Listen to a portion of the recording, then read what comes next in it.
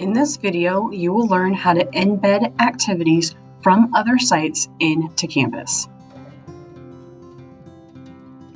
You can use Canvas for more than just linking or using the external tool to other sites. You can use activities from Google Forms or Quizlet or any other site and integrate it into Canvas using the HTML embed code. So I'm going to show you how to do this by embedding a Google form into an assignment in Canvas. So I've already created my assignment in Canvas, and now I'm going to go back and edit and embed my Google form. So once I'm in edit mode of Canvas, I'm going to go up to the HTML editor and paste in the embed code that I received from Google Forms.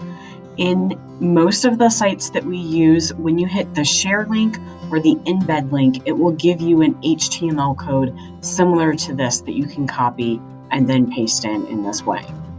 And then when I click on the rich content editor, it will now show me the embedded Google form.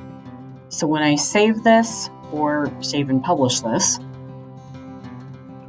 I can now see the Google form, and students can interact with this form right from within Canvas.